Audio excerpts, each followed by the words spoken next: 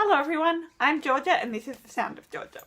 You probably know I am a huge Julie Andrews fan, so today I'm going to try and work out what her most iconic roles are nowadays.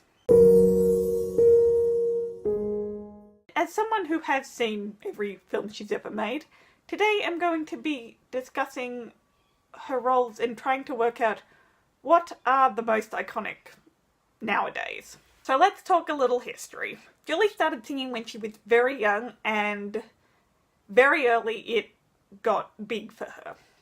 Her mother and her stepfather were vaudeville performers, and she joined them every once in a while during their acts. Eventually she got a spot on a revue called Starlight Roof. This was when she was 12 in 1947. She sang Polonaise from Mignon.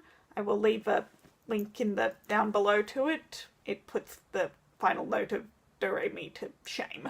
Because she was so amazing, she got bigger and bigger and bigger within the revue and pretty much eclipsed her parents' names as far as entertainment went. And she ended up singing for King George, also link down there. After that she did some pantomimes and a few bigger shows, and she eventually caught the eye of one of the people casting the American cast of The Boyfriend. She went over to America, and on the 30th of September 1954, the day before her 19th birthday, she opened in The Boyfriend as Polly Brown. After she'd done The Boyfriend for about a year, she auditioned for Rodgers and Hammerstein's new show Pipe Dream. After she'd finished, Rodgers came up and asked her if she was auditioning for anybody else. She said yes, she was. She was auditioning for Lerner and Loewe, who were trying to turn Pygmalion into a musical. And Rodgers told her that she should do that role if she was offered it. Of course she was, and there begins My Fair Lady. My Fair Lady was a lot bigger for her than The Boyfriend. It really shot her into stage stardom. She did that for 2 years on Broadway, and then another year and a half in London. And not long after she'd finished in London, she started working with Lerner and Loewe again on Camelot. She'd been playing Queen Guinevere for about a year and a half, 2 years, when Walt Disney came to one of the performances, and afterwards he asked her if she would be willing to go to LA to see about a movie that he was currently making. This movie, of course, was Mary Poppins, which was the first film Julie ever made, the first real film she ever made. And as I'm sure you know, she won the Oscar. After she'd won the Oscar, she became a very big name in Hollywood and caught the eye of several other people in the film industry. One of them being Robert Wise. When he saw footage of the then unreleased Mary Poppins, he knew Julie was the person he wanted to star in The Sound of Music. And of course she did that. Although she didn't win the Oscar for Sound of Music, her star status only got bigger, and afterwards she was the most famous actress in Hollywood. This brings us to a little movie called Torn Curtain.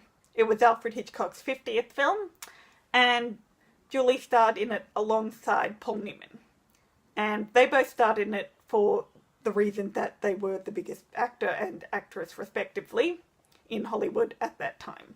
It didn't matter that they were probably both somewhat miscast for the roles.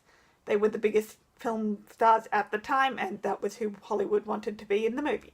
The two films Julie made after Torn Curtain, Hawaii, Thoroughly Modern Millie, kept her as a pretty big star, and then she made Star.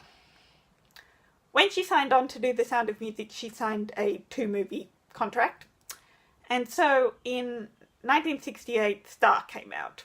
It was also directed by Bob Wise and was a musical biopic about Gertrude Lawrence, with Julie playing the title role. Musicals were on the way out and Star was a box office flop.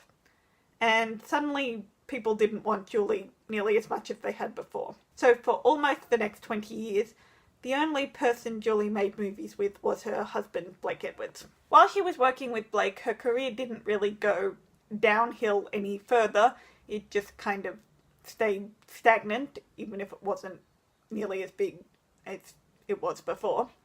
This was also probably because after she married Blake, Julie was much more focused on the family, and the films really only happened because Blake was her husband, and so there it was part of the family. but even then they came second to The Family. Blake and Julie had a couple of hits in the 7 movies they made together. She was nominated for her 3rd Oscar with Victor Victoria. She lost to Meryl Streep. And SOB was very big, if only for the controversy of what she did in that film. The films she made after the Blake period ended weren't nearly as well known as any that she had done before. So she went kind of under the radar till 2001 when a certain movie called The Princess Diaries came along. The Princess Diaries is probably the main reason I'm making this video because it changed a lot. Afterwards, suddenly she was back as a film star. She wasn't the leading lady, but she was back. The Princess Diaries was the first film Julie made for Disney since she made Mary Poppins 37 years earlier, and it became a big deal for people my age and younger. In the wake of Princess Diaries, Julie did the Shrek movies, the Eloise movies, Despicable Me 1 and Despicable Me 3, and of course she made The Princess Diaries 2. So this is really where we get to the crux of this video. What are her biggest roles now? Back when her film career started in the 60s, it was Mary Poppins, Sound of Music, and probably Millie that were her biggest roles. And even as her career continued into the 70s and the 80s, their roles probably would have stayed the same. Victor Victoria probably overthrew Millie, but Sound of Music and Mary Poppins were still the ones she was undoubtedly best known for. But then, Princess Diaries. Princess Diaries is the biggest Julie role for just about anyone my age or younger. So many times have people asked me about Princess Diaries when they find out how much I love Julie, or are amazed that I've met the Queen of Genovia. So Princess Diaries is obviously one of her most iconic roles nowadays, but the question is it bigger than Mary Poppins and Sound of Music? And honestly, I think it's subjective. For me, she will be Maria and Mary Poppins and Eliza Doolittle and Millie Belmont and Guinevere and all the roles she did in her earlier career than she will be Queen Clarice. But for a lot of people that doesn't seem to be the case. Julie Andrews is the Queen of Genovia and little if nothing else. But even though it's all subjective, I feel like nowadays, spanning the whole of Julie's film career from Mary Poppins all the way to Despicable Me 3, that her most iconic roles are Maria in The Sound of Music, Clarice in The Princess Diaries, and Mary Poppins in Mary Poppins. I honestly don't think I could work out which is the biggest of those 3 overall. That's everything for today's video. In the comments, let me know what your favourite Julie film is.